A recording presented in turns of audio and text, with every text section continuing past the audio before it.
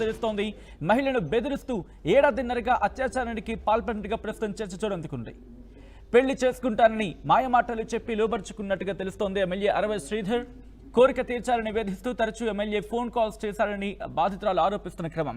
కోరిక తీర్చకపోతే 3 ఏళ్ల కుమారుని చంపేస్తానని బెదిరింపులకు దిగాడు అంటూ కూడా ప్రస్తుతం బాధిత కుటుంబం మాట్లాడుతున్న క్రమం. భర్తకు విడాకులు ఇవ్వాలంటూ సదరు మహిళకు వేధింపులకు దిగినట్టుగా తెలుస్తోంది ఎమ్మెల్యే. బాధిత మహిళ భర్తకు కూడా ఫోన్ చేసి ఎమ్మెల్యే వార్నింగ్ ఇచ్చినట్టుగా తెలుస్తోంది. ఈ కథను మిమ్మల్ని కాస్త కలవరపరచవచ్చు. అయితే మిమ్మల్ని కలవరపడి గురి చేయడం ఆర్టీవీ ఉద్దేశం కాదు. కానీ ఇటువంటి కథనాలను చూసినప్పుడు కాస్త కలవరపడి గురే అవకాశం ఉంటుంది కాబట్టి దీనికి సంబంధించిన జాగ్రత్తలు తీసుకోవాలని ఆర్టీవీ సూచించడం జరుగుతోంది. ప్రస్తుతం ఈ ఘటన తెలుగు రాష్ట్రాల్లో మరి ముఖ్యంగా ఆంధ్రప్రదేశ్లో సంచలనంగా మారింది. ప్రస్తుతం దీని మీద తీవ్రమైన చర్చ జరుగుతోంది. ఒక ఎమ్మెల్యే అయ్యుండి ఇలా చేయడం ఎంతవరకు సమంజసం అనే యొక్క ప్రశ్న తలెత్తుతోంది. దానికి సంబంధించిన బ్రేకింగ్ న్యూస్ చూస్తున్నారు.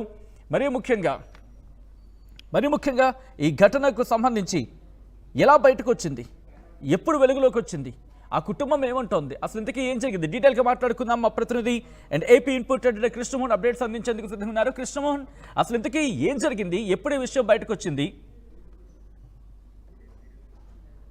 ఆల్రైట్ కృష్ణమోహన్, మీ దగ్గరికి వచ్చే ప్రయత్నం చేస్తాను. బట్ అంతకన్నా ముందు ఈ ఘటనకు సంబంధించి ఆ వీడియో మీరు చూడడం జరుగుతోంది. కాస్త కొంత పోర్షన్ కట్ చేయడం జరిగింది. బట్ ఆ విజువల్ మీరు చూడొచ్చు. ఒకసారి ఎక్స్క్లూజివ్ విజువల్స్ మీరు చూస్తున్నారు ఆర్టీవీ స్క్రీన్. ఒకసారి ఆ విజువల్ చూద్దాం.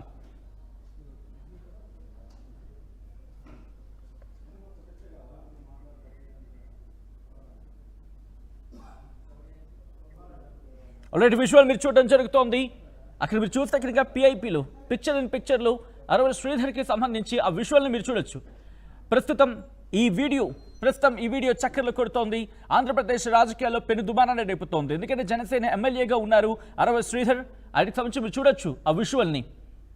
మరీ ముఖ్యంగా ఆ విజువల్, ఆ పిక్చర్ ఇన్ పిక్చర్లో ఆ మహిళకు సంబంధించి కూడా ఆ ఫుటేజ్ ఉంది. బట్ వాటిని బ్లర్ చేయడం జరిగింది. ఆ విజువల్ని మేము చూపించట్లేదు.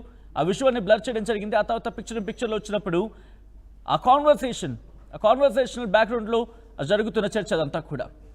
ఆయని అరవ శ్రీధర్ జనసేన ఎమ్మెల్యే, ఒక ఎమ్మెల్యే అయ్యుండి ఇలా చేయడం ఎంతవరకు కరెక్ట్ అయ్యా అంటుంది సమాజం. ఇప్పుడు మరి ముఖ్యంగా ప్రభుత్వంలో ఉన్న వ్యక్తి, ప్రభుత్వంలో బాధ్యతాయుతమైన సందర్భం వీళ్ళకి.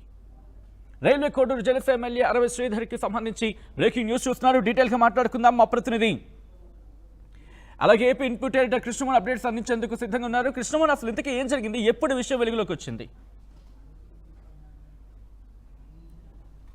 ఎస్ సత్యన్న, ఓవరాల్గా ఒకసారి మనం చూసుకుంటే కడప జిల్లా రైల్వే కోడూరు ఎమ్మెల్యే ఎవరైతే అరవ శ్రీధర్ ఉన్నారో, అరవ శ్రీధర్ మీద ఇటీవల కాలంలో చాలా అలిగేషన్స్ వస్తున్నాయి. నిన్న రాత్రి కూడా ఒక ఇల్లుని కూలగొట్టిన సందర్భం కూడా ఉంది. అయితే ఇప్పుడు ఈ స్కాండిల్ ఏదైతే ఒక మహిళతో ఇతను వ్యవహరిస్తున్న తీరు దాదాపుగా చాలా కాలంగా నడుస్తోంది. ఇది చాలా కాలంగా 2024 నుంచి నడుస్తోంది. ఈ అమ్మాయి యాక్చువల్గా పంచాయతీరాజ్లో అసిస్టెంట్ సెక్రటరీగా పనిచేస్తుంది. ఈ అమ్మాయి పేరు వీణా. సో ఈ అమ్మాయికి ఆల్రెడీ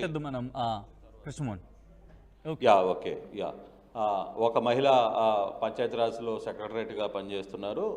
తను ఒక ఫేస్బుక్ ద్వారా ఈ ఎమ్మెల్యేకి అరవ శ్రీధర్కు పరిచయమైన తర్వాత పరిచయమైన రోజు రాత్రే ఫేస్బుక్లో మెసేజ్కి రెస్పాండ్ ఇస్తూ శ్రీధరు నేరుగా ఆమెతో మాట్లాడే ప్రయత్నం అయితే చేశారు. అదే రోజు రాత్రి దాదాపుగా 2 గంటల పాటు ఆమెతో మాట్లాడారు అనేది సదరు బాధితురాలు వర్షన్. ఆ రోజు నుంచి పరిచయమైన ఈ పరిచయం 2-3 సార్లు ఫోన్లలో పరిచయం అవుతున్నప్పుడు ఒకరోజు నేరుగా తనని కారులో ఎక్కించుకుని తన ఇంటి దగ్గరికి వచ్చి కారులో ఎక్కించుకొని ఎమ్మెల్యే టువర్డ్స్ కడపకి వెళ్తామని చెప్పి బయలుదేరుతూ బద్వేల్ సమీపంలోని కొంత ఫారెస్ట్ ఏరియాలో కారుని ఆపి అక్కడ తన మీద అత్యాచారం చేశారు అనేది బాధితురాలు కంప్లైంట్. ఆమె ఈ విధంగా జరిగిన తర్వాత ఆ రోజు కూడా తను ఒప్పుకోలేదు. యాక్చువల్గా తను ఒప్పుకోని నేపథ్యంలో ఆమె చాలా గట్టిగా రిఫ్యూజ్ చేసిన తర్వాత అక్కడ తనను కొట్టాడు. నన్ను కొట్టి మరీ ఆ కారులోనే తన మీద అత్యాచార యత్నం చేశారు అనేది ఆమె చెప్తోంది, ఆమె కాదని. సో ఆ తర్వాత జరిగిన సందర్భంలో ఒకరికొకరు దగ్గరయ్యారు, వరుసగా తమను బెదిరించి తను వాడుకోవడం మొదలుపెట్టాడు. ఒకసారి కానీ తను కానీ రెస్పాండ్ చేయకపోతే తన భర్తకి ఫోన్ చేసి నేరుగా రెస్పాండ్ కావడంతో తన భర్త ఆ విషయాన్ని తెలిసి తను నిలదీశారు. భర్త కూడా నన్ను వీడి వెళ్ళిపోయాడు అని చెప్పి, అంటే వేరువేరుగా వెళ్ళిపోవడం, అంటే ఇష్యూ ఇంట్లో కూడా ఫ్యామిలీకి కూడా తెలిసిపోయింది.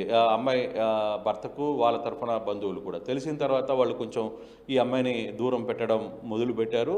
అయినా కూడా ఇతను కంప్లీట్గా కూడా తనను వేధించేవాడు, తను కొట్టి మరీ తన కోరికను తీర్చుకునే ప్రయత్నం చేసేవాడు అనేది బాధితురాలు వర్షన్. బాధితురాలు చెప్తున్న ప్రకారం ఆమె వర్షన్లో ఇలాగా జరగకపోతే, ఇది కానీ ఇంకా ముందుకు రాకపోతే ఖచ్చితంగా ఈ అందరికీ చెప్తాను, రెండవది ఏంటి, నీ బిడ్డను కూడా చంపేస్తాను, నువ్వు భర్తని విడాకులు తీసుకో, మన ఇద్దరం పెళ్లి చేసుకుందాం అన్నారు.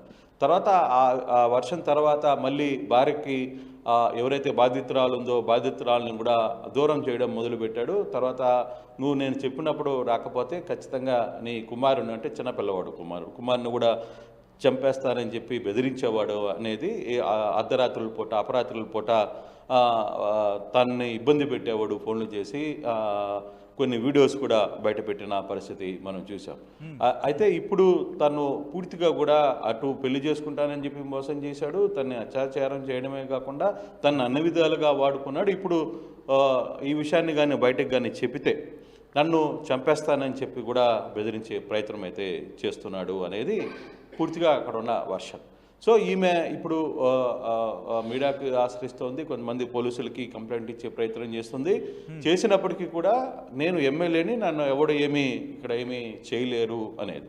నిజంగా ఇప్పుడు ఆర్టీవీలో ప్రసారం అవుతున్న కథనం కొంత సంచలనమైంది. ఈ వ్యవహారం పూర్తిగా కూడా పెద్ద ఎత్తున చర్చ జరుగుతోంది ఈ వ్యవహారం మీద. అయితే ఇటీవల కాలంలోనే ఒక వారం 10 రోజుల ముందే మనం కానీ చూసుకుంటే జనసేన అధికార ప్రతినిధి ఒక లేఖను అఫీషియల్గా విడుదల చేశారు బయటికి. ఆ విడుదల చేసిన లేఖలో క్లియర్గా ప్రధానంగా ఎమ్మెల్యేలు నాయకులు జాగ్రత్తగా ఉండండి, మీకున్న అక్రమ సంబంధాలు లేకపోతే ఇట్లాంటి వ్యవహారాల మీద ఒళ్ళు దగ్గర పెట్టుకుని ఉండండి, చాలా జాగ్రత్తగా ఉండండి, లేకపోతే మీరు ఈ కేసుల్లో ఇరుక్కుంటారు అనేది ఆ కేసులో ఉన్న సారాంశం. మీరు మీ ప్రైవేట్ వ్యవహారాలన్నీ కూడా కొంత ఒళ్ళు దగ్గర పెట్టుకుని వ్యవహరించండి అని చెప్పి ఒక జనసేన లేఖ ఎమ్మెల్యేలకి, జనసేన పార్టీలో ఉన్న నాయకులందరికీ కూడా ఒక హెచ్చరిక చేసింది. Yes, 1 week back. అంటే అప్పటికే ఈ బాధితురాలు ఆ పార్టీలో దగ్గరికి వెళ్ళి వాళ్ళకి సమాచారం కూడా చెప్పే ప్రయత్నం చేసింది.